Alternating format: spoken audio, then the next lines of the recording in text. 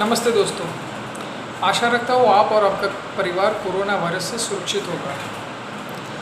जैसे कि मैं अपने पिछले कई वीडियो से बोल रहा था कि हमें कॉशियस रहना है और अपना कैश लेवल बढ़ाना है। आज मार्केट अच्छी खासी तेज़ी कर रहा था सुबह, डिस्पाइट के थोड़ा ग्लोबल क्यूज़ वीक थे, बट फिर भी हमारा मार्केट एसएक्स निफ्टी नीचे ही दिखा रहा था, लेकिन फिर भी हमारा मार्केट अप गया। एक बार में 300 पॉइंट से ज़्यादा प्लस हो चुका था। बाद में एक सेल ऑफ आया दोपहर के टाइम, बट 100 पॉइंट जैसा माइनस हुआ, लेकिन बाद में तुरंत मार्केट ने रिकवरी दिखाई। रिलायंस ने लीड किया, लोअर लेवल से रिलायंस ऑलमोस्ट 3% प्लस हो गया। रिलायंस ने लीड ली और उसकी वजह से मार्केट फिर से 250 पॉइंट प्लस हो गया। बाद में ग्लोबल क्यूज जबकि डाउ जोन्स 300 पॉइंट से ज़्यादा माइनस हुआ, यूरोपियन मार्केट भी 1.5 से 2% के करीब माइनस हो गए, तो हमारे मार्केट में भी सेल ऑफ दिखा और हमारे मार्केट डे एंड में भी 550 के करीब माइनस हुआ। एफआई का डेटा देखें तो कैश में अभी तक बाई दिखा रहा है। मेट्रोपोलिस का एक ब्लॉक डील हुआ था, शायद उसकी वजह से वो डेटा प्लस है। डीआई का थोड़ा नेगेटिव है। दोनों का सेम जैसा ही है, यानी कि ये ब्लॉक डील की वजह से ही हुआ है।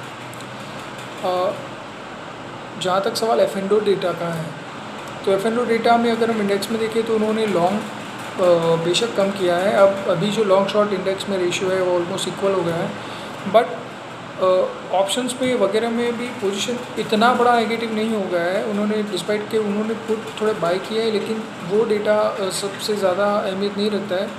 जब वो कॉल शॉर्ट ज़्यादा करते हैं तब मार्केट में डीप करेक्शन आता है, और जब वो पुट शॉर्ट करता है तब मार्केट में रैली आती है। बट ग्लोबल क्यूज चेंज हो चुके हैं। जब हम बंद हो रहे थे तब डाउ जोन्स 300 पॉइंट के करीब माइनस था, अभी वो 700 से 800 पॉइंट तक माइनस है। आईएमएफ की एक रिपोर्ट आई जिसमें उन्होंने बताया है कि ग्लोबल इकोनॉमी जो पहले दिख रही थी कोरोना वायरस की वजह से उससे ज़्यादा हिट होगी, एक डीप रिसेशन आएगा। उसकी वजह से अमेरिका और यूरोप के मार्केट बहुत ज़्यादा माइनस है।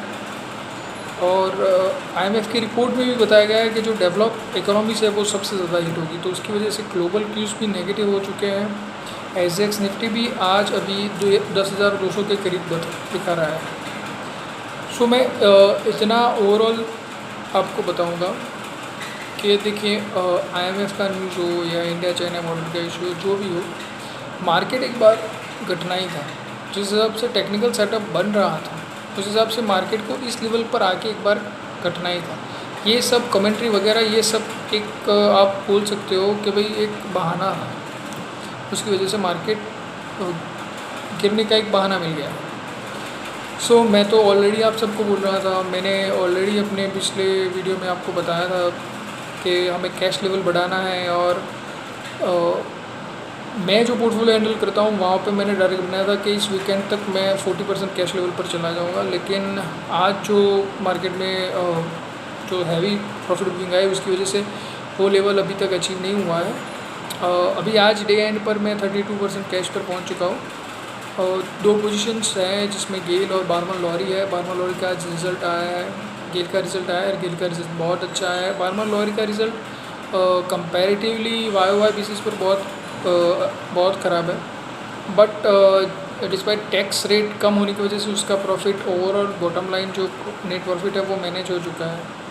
कंपनी का बिज़नेस लॉजिस्टिक बिज़नेस हिट हुआ है कोरोना वायरस की वजह से, बट कंपनी की कमेंट्री है कि एसेंशियल सर्विसेज में इंक्लूड होने की वजह से कोरोना के लॉकडाउन पीरियड में भी उसकी कई सर्विसेज एक्टिव थी।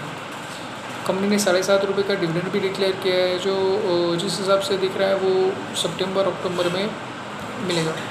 सो ओवरऑल कंपनी का जो डाइवर्सिफाइड बिजनेस है और जिस हिसाब से उसका वैल्यूएशन है, तो मैं बोलूँगा बार्मर लॉरी आप लॉन्ग टर्म के लिए होल्ड कर सकते हैं, डेफिनेटली होल्ड कर सकते हैं। और दूसरा मैं बोलूँगा कि जो स्टॉक्स मैं ज़्यादातर रिकमेंड कर रहा हूँ अपने वीडियोस में, उसमें से बहुत सारे स्टॉक्स आज माइनस भी थे, बट कंपैरेटिवली कम माइनस थे। और इसमें से जो यूटिलिटीज़ मुझे बहुत ज़्यादा पसंद है, जो वो स्टॉक्स जो मैं हर बार 2 बार पहले बोलता हूँ, अदानी ट्रांसमिशन और अदानी गैस, दोनों ही आज प्लस थे। अदानी ट्रांसमिशन 5% का सर्किट लगाया था, अदानी गैस 7% प्लस था। तो ऐसे मार्केट में भी पॉजिटिव कॉल बन सकते हैं अगर आपका जो थॉट प्रोसेस है, आपका जो इन्वेस्टमेंट स्टाइल है, अगर वो एक सही दिशा में जाएगा तो ऐसे वर्स्ट मार्केट में भी आप अच्छा बाइंग साइड पर भी पोजीशन बना सकते हो और पैसा कमा सकते हो। सो जिस हिसाब से मैं पहले भी बोल रहा था, फाइनेंशियल से दूर रहना है। आज अगर हम सबसे ज़्यादा वर्स्ट इम्पेक्टेड इंडेक्स दे रहे हैं तो फाइनेंशियल था। एक टाइम पर 4% बैंक निफ्टी माइनस था। तो यानी कि ओवरऑल जो चित्र है उसमें हम इतना ही बोल सकते हैं कि कल भी मार्केट एक गैप डाउन ओपनिंग देगा और जिस हिसाब से सेटअप लग रहा है कि शायद हम कल एक बार 10,100 के करीब भी जा सकते हैं। सो मैं कहूँगा कैश लेवल आपने जितना भी बनाया हो अभी मेंटेन कीजिए, अभी लेना नहीं है। 10,000 के नीचे जाने के बाद हम लेना ग्रेजुअली लेना स्टार्ट करेंगे।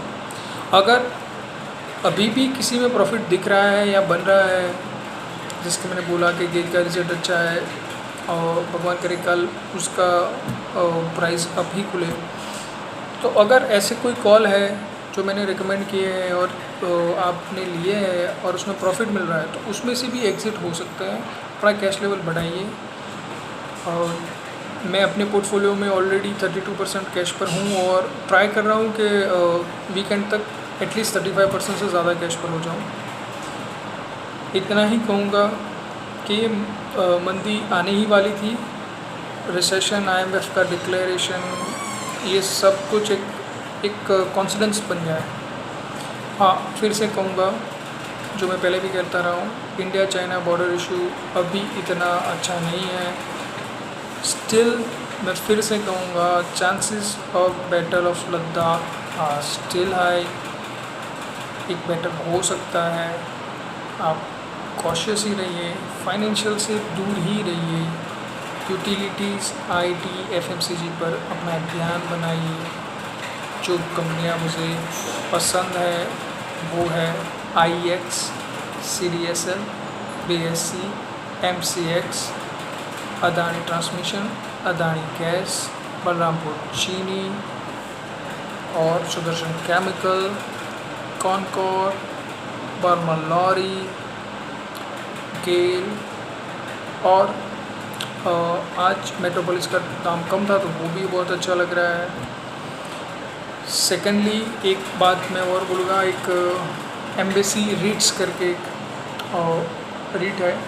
अगर आप रियल एस्टेट में कुछ बाय करना चाहते हैं तो वो एक बहुत अच्छा प्ले है। तो अगर आप रियल एस्टेट में कुछ बाय करना चाहते हैं तो वो उसमें आप ज़रूर से बाय कर सकते हैं। रेगुलर उसका इंटरेस्ट इनकम भी जनरेट होता है। तो अगर आप रियल एस्टेट में कुछ करना चाहते हैं तो एम्बेसी रीट्स ज़रूर से बाय कर सकते हैं। FMCG कंपनीज़ और IT's कंपनी मुझे अभी भी बहुत पसंद है। FMCG में ITC मेरा फेवरेट है, उसके बाद HUL है। नेस्ले का पोजीशन भी अच्छा लग रहा है बट इसका वैल्यूशन अच्छा नहीं लग रहा है। यहाँ से 10-15% डाउन हो तो भी कुछ हम उसके बारे में अच्छा सोच सकते हैं। और वैसा ही एक स्टॉक है, अच्छा है पर वैल्यूशन अच्छा नहीं है, वो है गोदरेज कंज्यूमर। स्टॉक अच्छा है पर वैल्यूशन अच्छा नहीं है। तो 10-15% डाउन होने पर नेस्ले और गोदरेज कंज्यूमर को आप ऐड कर सकते हैं। इस प्राइस पर लेना है तो ITC और HUL सबसे ज़्यादा अच्छे हैं। और IT सेक्टर में मुझे इन्फोसिस बहुत ज़्यादा पसंद है और दूसरे नंबर पर TCS है। सो इस बार आज के दिन मैंने बहुत सारे स्टॉक रिकमेंड किए हैं, इसलिए किए हैं कि अगर मार्केट अगर कट रहा है, आपके पास कैश है, तो आप ग्रेजुअली बाय कीजिए ये सब स्टॉक्स में। और 10,000 का भी वेट कर सकते हो, उसके बाद भी स्टार्ट कर सकते हो। फिर से दोहराऊँगा, आप मैं ज़्यादातर अपने किसी वीडियो में गोल्ड के बारे में नहीं बोला, लेकिन इस बार मैं आपको बोलना चाहूँगा कि गोल्ड में इन्वेस्टेड रहना है। अपने क्लाइंट्स को कॉन्स्टेंटली कह रहा हूँ, आप अपनी टोटल नेटवर्थ का 10 से 15% गोल्ड में मेंटेन कीजिए। अगले आने वाले 2 साल गोल्ड के लिए अच्छे हैं। डिस्पाइट कि अभी इंडियन मार्केट में प्राइस बहुत ऊंचा है, तो अभी एंट्री पॉइंट बड़े इन्वेस्टमेंट के लिए नहीं है, ग्रेजुअल इन्वेस्टमेंट के लिए अभी भी एंट्री पॉइंट है। गोल्ड हमेशा अपने पोर्टफोलियो में मेंटेन कीजिए, वो अपने पोर्टफोलियो को स्टेबिलिटी देता है। और आपके रिस्क को भी कम करता है और एक लेवल पर रिटर्न को भी जनरेट करके दे सकता है। कल के मार्केट के लिए ऑल द बेस्ट, शुभ रात्रि।